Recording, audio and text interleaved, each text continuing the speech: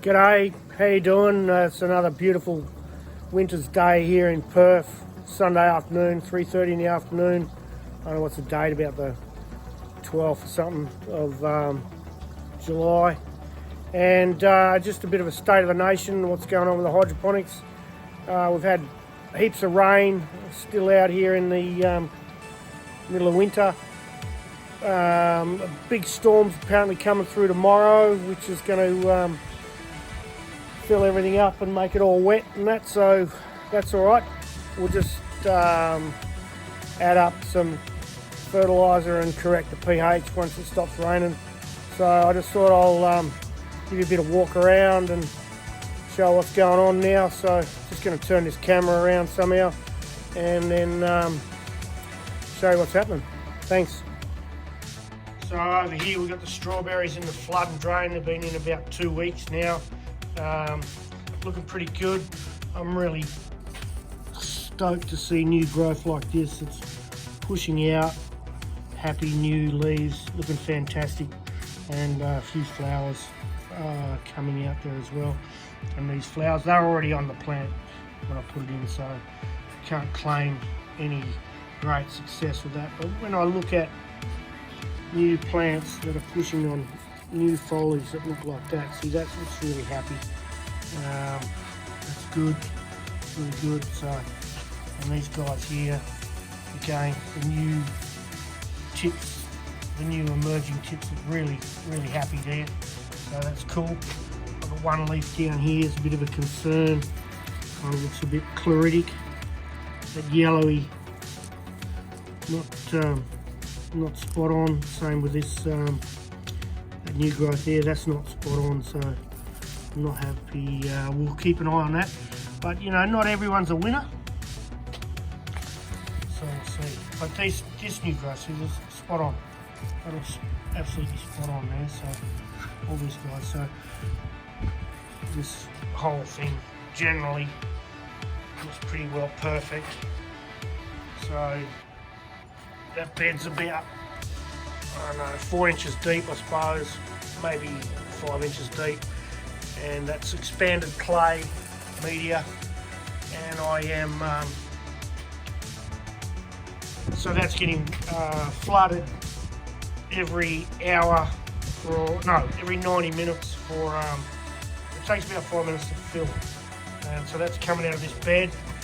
Simple little pump there, and the water goes up, or the nutrients go up through here into the bed and return. This is an extra pipe in here, an overflow, and I've just plumbed them straight through. Just made a plate thing, and that's easy. So it comes up through there, and this bit of mesh just to stop any debris going back down there, and that's running off that timer up there. That gives me the option, it's a little digital timer, it's a bit tricky to set up, gives me the option of 16 start times a day. So I divided 24 hours by 16 and come out with 90 minutes, and so every 90 minutes it comes on. And I think that interval of 90 minutes seems to be fine. Early days, but I'm hoping for good things. And then over here on this flood and drain table with the 5mm 1/4 inch gravel in it, the rain just keeps filling this container. It's all exposed to the weather, of course, and you know, it'd be nice to have a top over it, but I haven't got one, so we'll just deal with it. And I keep getting free water from the clouds, and then I just when it finishes raining, I just adjust the pH and the EC, add more fertiliser or whatever. So this got onions at the back there, and these are radishes. Oh, there's one little tomato plant that's come up on its own there, like a little volunteer, obviously for some seed. We've got radishes in here, and these are ready to eat now. We're starting to eat them. So over the next several weeks we'll have radishes. These are the ball carrots, so they're all pretty happy. So that's a good thing. And this, so this gravel bed comes on every 3 hours, and that takes about 7 minutes to flood. So because it's a smaller particle, a smaller particle of stone, you can like stretch out the intervals. On that expanded clay, I think every 90 minutes is fine. So that's what's going on there. Over here, there's crack here, doing fine. I reckon another week or two and these guys will be ready to eat. These cracky are doing okay. This one was struggling a bit. Oh, that's what I need to do. I want to put some foil around this, around these ones to keep the sun out. And then these ghost chilies are still alive, even though it's winter, so that's good. Might give me a good start into spring. Again, that's some cracky. I'll probably move them into something else. Over here, this little table is doing fine. The watercress. Now you can see the sort of yellow patches here is when the rain was washing all the nutrients out and making the pH rise. And then you'll see this section here where I've corrected and changed the fertiliser, and now the pH is correct and the EC is correct, and so the colours come back. And you'll see the same thing on these tomatoes now. At the moment the pH is right, the EC is right, but back here when they were at this section it's quite yellow, but the green's coming back, growing back into it now. And the yellowing is from the pH being too high and the nutrients being reduced. So we're still getting tomatoes. Well, I'm going to pick some today, that'll be great. That's cool. Very good. And then over here, on this A-frame, so these purple bok choy, some more watercress. And again, with that watercress, you can see how yellow it is. And then it's growing out of it. Growing out of it nice and green. Even this one needs to be in there, but it'll come back. And then we've got some cos lettuce, I think you call them romaine in the USA, so they're doing okay. The sweet basil, that's not a flash. I think it was pretty cold. We had some cold mornings. It might be a little bit too cold for it. I'm not sure. I'll have to read up on. But again, free water, just rain. That's alright. So tomatoes. Again, these are about as high as I've got the ropes lowered on this one, as low as it'll go. I just made this out of some plastic. Just made a little thing to loop it up like this. It didn't cost any money, so you can make that pretty simple. Just get some plastic.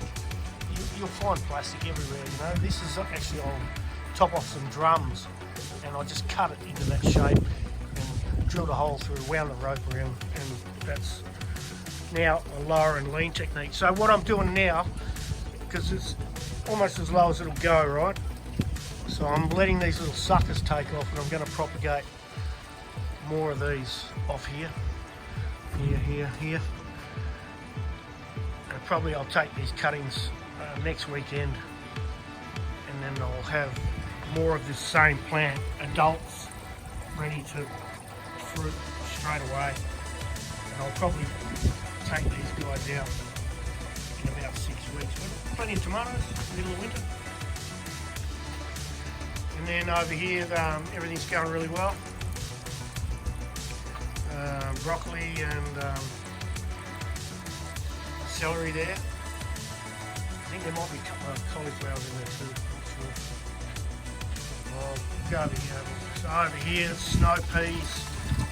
They're right up the top. We've got flowers and little peas on them now. Actually, there's some down the end, nearly ready to eat. So plenty of them, heaps, all through here.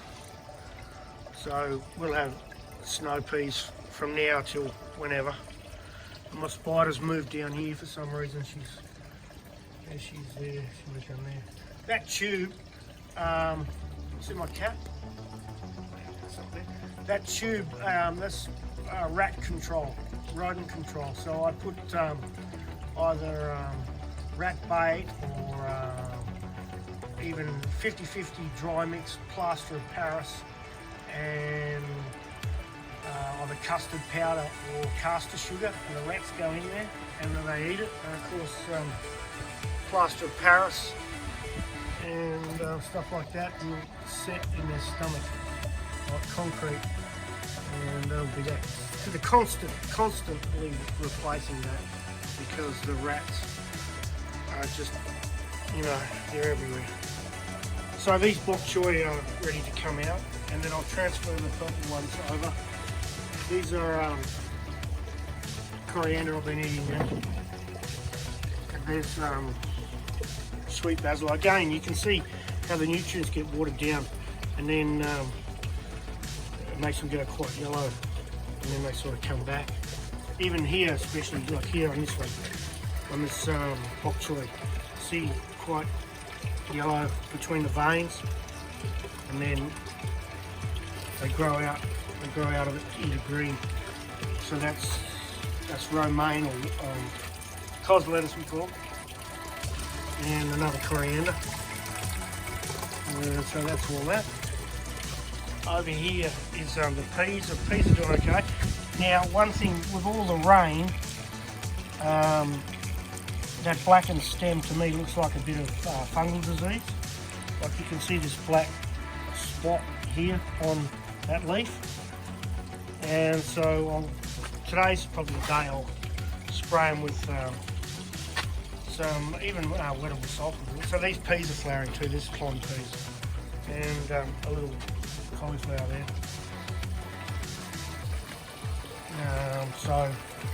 So the peas are doing okay, but I'm just mindful of the fact that they've got these black spots on them. See there on that leaf. And so I'll treat them with some wettable sulphur. And I think it's transferred across. I mean, these stems are happy, but I do see, again, some black spots on the leaves. So you need to be mindful of that when the weather's there. Here, look at that leaf up there. So just treat them with a bit of wettable sulphur will keep that fungal disease under control. Now down here, still going to free water. So this is full of free water as well. The rain just catches in. Free water. So I've hooked up 5 of these 200 litre drums to this downpipe coming off the shed roof, and I'm catching rainwater here. So I just keep moving this pipe along, opening this up, and then catching it. So there's 1,000 litres of free water there. And down here again with this aquaponic system. So these 2 IBCs here, and they're coming off the shed roof as well. Up there I've got a downpipe, and so that's 2,000 litres of fresh water there. And but because it's full, I've disconnected the downpipe. There it is there, and I'll reconnect it when some of the water gets used up. So here there's some koi in there. And then up here, those onion, I think, what are they, leeks and spring onions. So I'll put them in. I've changed this system now. So this is like, I just put a piece of torch of plastic on there, and so plant, cut holes in them and put these guys in like that. So this system, and there's tomatoes in here too, these little cherry tomatoes which are nearly finished. But I want to take cuttings of these guys too, because this is pretty cool. And I'm going to dig this out and change this so it's the same system as this. So these are flooding every hour for 15 minutes. That's running the timer. And then that just drains back through these 2 pipes underneath into the back in the aquaponics, and that evens out between the 2 of them. There's some fish in there, but dark anyway, that's it. then over here, I'll make the yabbies in here somewhere. I saw him the other night. It's pretty cold, so they pretty much go dormant in winter. But he's in there. I've got some more on another setup as well. So this is my other yabby setup, and this flood and drain table up here as well, which I'm not using at the minute. But the yabbies are in here. You can't see them. It hides a little amongst pipes and that water just trickles around and around. Goes back down the bottom. It goes down to this drum down here, and that's got a couple of goldfish in it. And then I have to put this propagation set up in it. So built like a cupboard in here, and I've lined it with panda film, and I'll add a light and a fan, and this can be my propagation area now.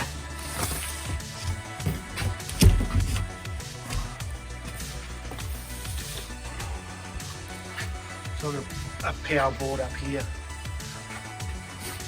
and that just slides along, air in, air out, and I can put a light. I've got some straps here to hang some lights, and then that'll be that. I just sheeted it out with this core fluted plastic. Put a couple of sliding doors in there. So that should be good, should work fine. Gives me a propagation area. Thank you. Down here, this is my poor excuse for chili plants this year. It's winter, so they look pretty dreadful. But if they survive the winter, they'll be alright. There's still some fruit on there. These are really hot chilies. I don't know what they are, like Bishop's Crown. There's some chocolatey Reaper things in here, which people tell me are really flavoursome. So, oh yeah, here, chocolatey Reaper things. So they look a bit ordinary because it's winter. But if they survive the winter, that'll give me a good head start. And I've got a bunch of seeds, and that's when I'm going to start off in that propagation unit. Let's get some Carolina Reapers up and going, growing, and it'll give me an early start for the chili season. This year I had a really bad season because I had fungal gnats just destroyed everything, and so I quit for a while. And then, but the year before and that, I had great years of chili.